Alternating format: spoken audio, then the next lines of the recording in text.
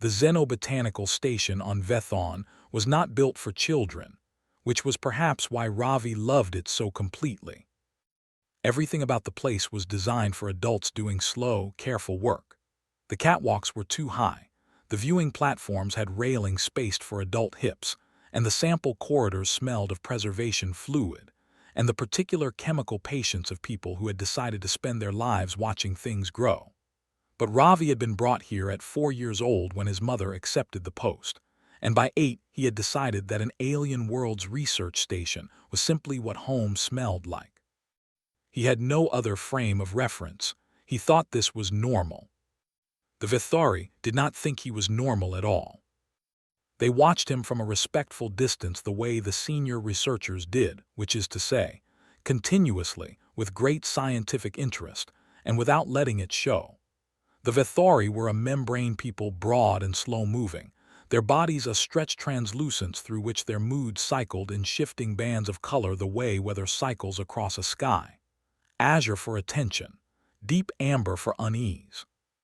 The silver-white pulse that moved through a Vethori in long rolling waves meant something researchers had been debating for 20 years and had tentatively logged as *contemplative processing*, which was the scientific way of saying they had no idea. The station sat at the edge of a grove of breath trees, Vethori name unpronounceable to human tongues, but the xenobotanists had named them for the way they exhaled moisture in slow, rhythmic pulses at dawn, like the forest was sleeping and dreaming and breathing all at once. Ravi had gotten up early to watch this every morning for 3 years. He had told his mother it was his favorite thing in all of known space, which she had written in her field journal under the heading Unsolicited Testimonials, and found later, years after, when she was going through his childhood things. Saravith was the one who found him in the grove, or Ravi found Saravith, or more precisely they arrived at the same route at the same moment from opposite directions, and both stopped. A Vethori juvenile was smaller than an adult but not small. Saravith came to Ravi's shoulder at this age, all trembling membrane and wide light-sensing organs arranged in a ring around the upper body like a crown. The adults had a settled, continental quality to their color shifts. Saravith's moved faster, nervously, in short, bright pulses rather than long waves. Ravi later understood this to be the Vethori equivalent of fidgeting. At the time he thought it was the most beautiful thing he had ever seen, and he said so. "You look like a lamp," he said, "a really good lamp." Saravith's color went a startled white. Ravi sat down on the root. He had learned in the complicated empirical way that children learn things, that sitting down often helped with alien first contacts. His mother's colleagues all stayed standing in their meetings with Vethori delegations. They loomed. They presented the full human silhouette, upright and asymmetrical, and as he had once overheard a xenobiologist say, disconcertingly directional, because humans had faces that looked at things and Vethori perceived in all directions at once. He sat down, made himself smaller and waited. Saravith's color returned from white to a cautious amber, then to something Ravi would much later identify in the official xenochromatic index as *provisional interest, a warm green with silver edging, like sunlight through new leaves. They sat together for 40 minutes in the breathing grove while the trees exhaled their morning mist and the light shifted through the canopy in slow cathedral columns. Ravi watched the color shifts. Saravith watched, in all directions simultaneously, the strange small creature who had simply stopped approaching and begun being still. He came back the next morning, so did Saravith. This is how their friendship began, with the revolutionary act of a child who had never learned that some things were supposed to be impossible. Over the following months, Ravi brought things to the grove the way children bring things, compulsively, without hierarchy, following some internal logic of gift-giving that prioritized interestingness over value. A smooth stone from the eastern riverbed. A folded paper crane his mother had taught him to make. A length of synthetic cord braided into a pattern he'd seen in a craft video. which Seravith had accepted and worn around one of the stabilizing tendrils at the base of their body for 6 days before losing it in a rainstorm, which had caused Ravi a brief grief that he'd handled by making another one. The Vethori colony, the adult gestalt that governed the region around the station, observed all of this from what they believed was a discrete distance, which to human eyes was conspicuous. They had extensive internal deliberations, the records of which would not be translated for another 11 years, and which would eventually occupy a significant chapter in Ravi's doctoral thesis. The deliberations concerned primarily the question of whether what Seravith was doing constituted an exchange, and if so, what category of exchange, and whether they should intervene. They decided not to intervene. This was the correct decision. It would later be identified as one of the more consequential decisions in the history of human-Vethori contact, made by beings who were, at the time, primarily worried about a juvenile's behavioral anomalies. What the Vethori could not account for, in all their deliberation, was the grass ring. It was spring by the station's Earth-calibrated calendar. The xenobotanists kept it for their own sanity, and the breath trees were cycling through their reproductive phase, which meant the grove floor was thick with something that looked, if you didn't examine it closely, like long silvery green grass. Ravi had been sitting in it for an hour. He had been braiding. He had the focused, slightly tongue-out expression of a child doing something that required more fine motor control than he yet possessed. The result was a ring, small, rough-edged, technically a ring only by the most generous definition. He held it up and looked at it. He looked at Seravith. "This is for you," he said, "because I'm going to marry you when I grow up." Seravith's color went through 6 distinct phases in approximately 2 seconds, which the xenochromatic index would later characterize as a sequence without precedent. The closest approximation, incomprehension, attention, searching, absence of category, continued searching, stillness. Ravi didn't notice. He was trying to figure out where to put the ring. Seravith had no fingers. He settled on one of the trailing sensitendrils at the membrane's lower edge, a location that happened in Vethori biosemiotics to correspond to the site where a Vethori informal address would anchor a colony token. He could not have known this. He placed the ring there anyway, with the careful gravity of a child performing a ceremony they have invented on the spot but take completely seriously. "There," he said, satisfied. The word *marry had no translation in Vethori. The concept had no translation. The adult colonial gestalt, monitoring, experienced what their internal records described as *system-wide resonance failure, the cognitive equivalent of trying to load a file in a format that doesn't exist. They began deliberating again. They would not stop for years. Ravi was 11 when his mother's posting ended.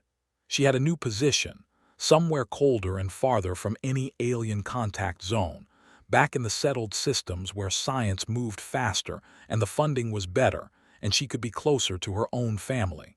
She told Ravi about it on a Tuesday. He received the news with the complete stillness that, in him, meant he was extremely upset. He went to the grove the next morning and sat for a long time. Seravith found him there. They always found each other there. He explained slowly, with the pauses that their conversations always required, because Seravith could not speak in sounds but had learned to understand them, and Ravi could not read full chromatic sequences but had learned to read broad register shifts, and the space between a human voice and a light language was large enough that any real exchange required patience from both sides. He explained that he was leaving. He explained that he didn't know when he'd come back. Seravith's color went to a long, still silver. "I meant it," Ravi said. "The ring, I'll come back."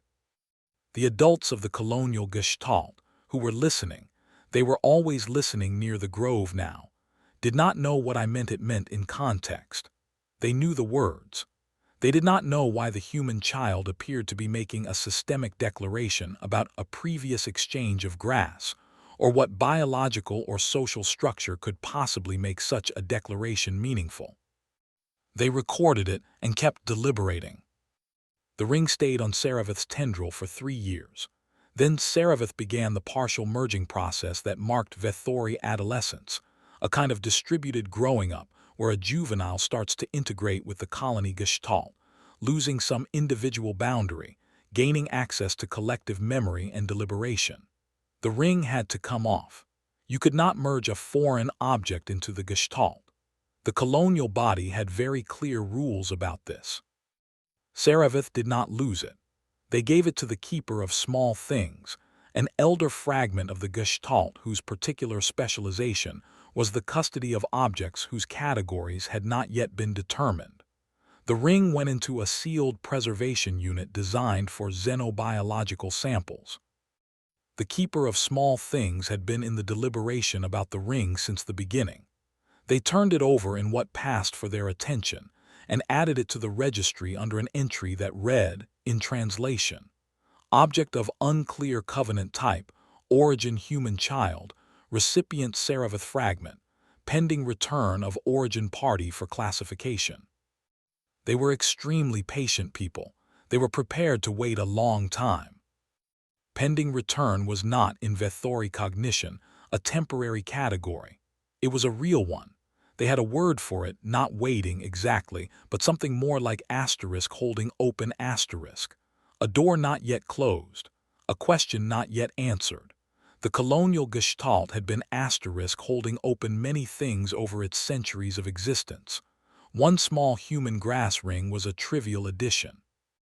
But Seravith, now partially merged, now carrying more of the collective weight and collective memory, felt the holding open in a way that was not trivial. The merged self had access to the records of the full deliberation. Seravith read them all. The humans had a word, Mary. The deliberation had spent years producing an imperfect working definition, a covenant between specific individuals, non-transferable, intended to bind across time, a personal colony declaration. Biologically impossible, the deliberators had noted, and yet apparently the humans did it anyway. And then, apparently, a child had directed one at Seravith specifically, and said he would return, and left. Seravith integrated this into their merged self and felt something that did not have a color in the standard register, something between silver and amber, and a frequency they had never produced before. The elder who monitored their integration noted the anomaly and logged it without comment. Some colors, the elder understood, were new. Ravi came back at 26. He came as a xenolinguist, technically. That was the job title on the research clearance. But xenolinguistics was also just a word for people who had spent their whole adult lives trying to build bridges across the gap between human minds and not human minds. And Ravi had chosen it specifically because of where it would let him go. His doctoral thesis had been on human Vethori chromatic exchange protocols. His committee had praised it. His mother had cried a little. He had submitted it and booked the next available transport to Vethon. The station had changed. New wings, new staff, new equipment. The breath trees had grown taller. The grove was the same grove. He submitted his research credentials at the station office. He was processed by a woman who had been here for 2 years and who asked, as everyone did, if this was his first posting. I grew up here, he said, sort of. He went to the grove that evening. He sat on the route that had always been the right route. He waited. He had a ring in his pocket, not grass this time. He had spent 6 months making it, a commission from a materials artist who worked in bio-neutral synthetics, a ring designed to be held open at one end, designed to anchor around a Vethori sensory tendril, designed to be worn by something that had no fingers. The material was iridescent. It shifted color in different lights, blue to silver to green. He had specified the color range based on the xenochromatic entries he'd been cross-referencing for years. He had specified a range that translated, in Vethori biosemiotics, to attention given freely and holding open, and a third concept for which there was no standard English gloss, but which he had translated in his thesis as asterisk the willingness to sit with a thing until you stop being frightened of it. He heard the colony before he saw it. Not sound, the Vethori didn't make sounds in the human range, but the breath trees responded to their presence, adjusting their exhalation, and the grove took on a particular quality of air that Ravi's body remembered before his mind did. Saravith emerged from between the trees. They were adult now, larger than Ravi remembered. The membrane broader and more settled, the color shift slower and more complex. The juvenile nervous energy was gone. What replaced it was something harder to name.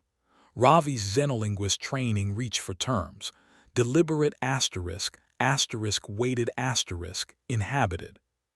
His human training reached for something simpler, something that didn't have a technical index. He stood up. He reached into his pocket.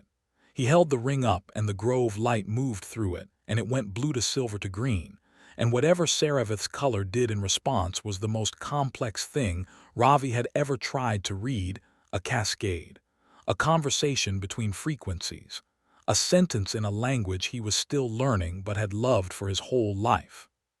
He said, "I told you I'd come back." Behind Saravith at the tree line, the colonial gestalt was assembled, all of them. The elder fragment who kept small things, the deliberators who had spent 15 years on the question of a grass ring, the keeper of the sealed unit, the ones who had monitored the grove and never stopped. They had brought the original ring. It sat in the keeper's tendril grasp, fragile, improbable, still a ring by the most generous definition. Ravi looked at it. His throat did the human thing. He decided not to apologize for it. The deliberation, all those years of it, had produced a consensus at last.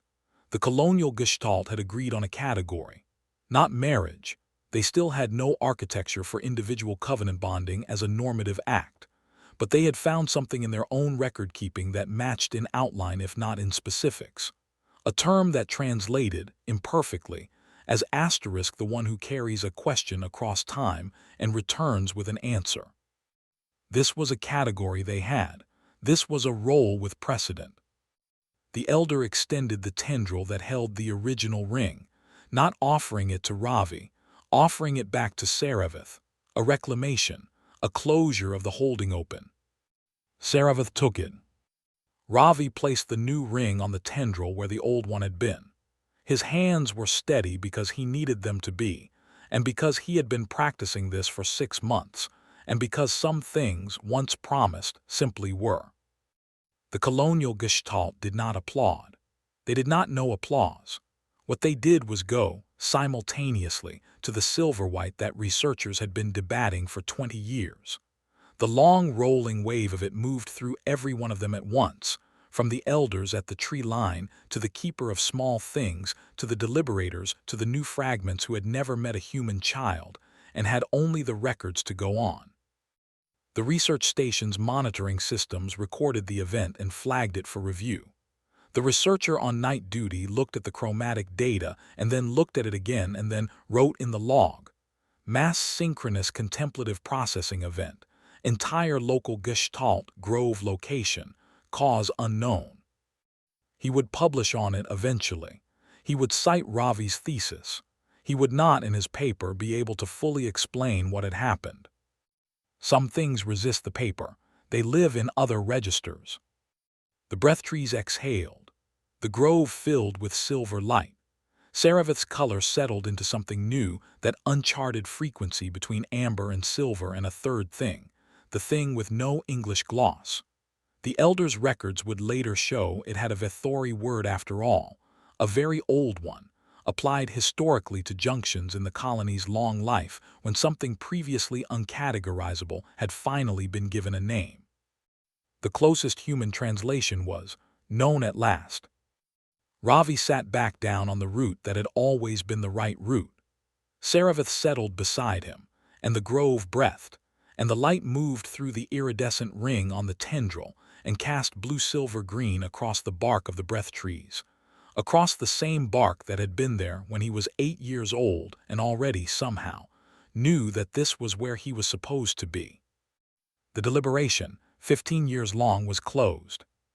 The grove held them both in the slow exhale of morning.